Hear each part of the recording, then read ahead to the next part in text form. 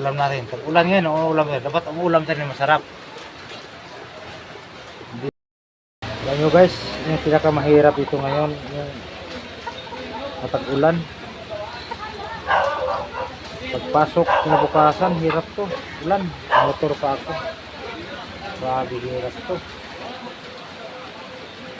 Madulas pa ang kalsada. Tapos malamig pa sa gabi. Hirap. Kailan pa kaya mawala tong bagyo na to? Oh.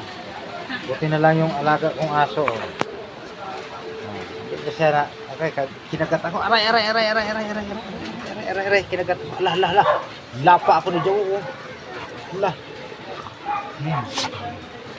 Wag, bibili tayo ng pagkain mamaya. Kung magulo kayo, malakas ang ulan. Saway ka eh. Gusto mo rito, di ba?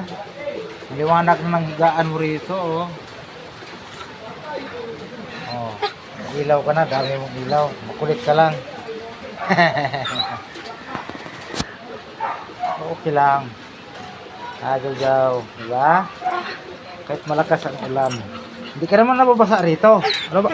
Aray! Kinagat mo na ako ah. Ha? Paluin kita ngayon. Sige. Hindi ko makagat. Kinagat mo na ako ah. Masakit ah. Saway ka ah. Ito nga. Ito papa. Jaw. Ito ang aso ko. Kurimaw ang aso ko. Ayan oh. Yan. Tapos may katabihin siya. May katabihin chicken. Manok. Anong ulam natin ngayon? Ha? Pili ng ano mo rito? Kalagayan mo, ulan eh. Bili kayo ulam mamaya. Ang sarap.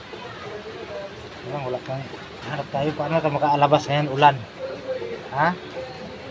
Ito makalabas-labas ngayon ulan eh. Karga ka pa eh. Ligo ka pa kanina? Nung ligo ako eh. Asawa ito eh. Ligo ka ba? Oo, tanggalin yung sombrero ko. Para maligo yata eh.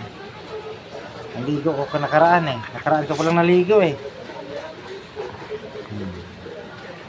Hindi na, dami ka kaya wala kang photo naman eh. Kanya ko love doggy. Love doggy. Kina Jaw. Bye bye Jaw.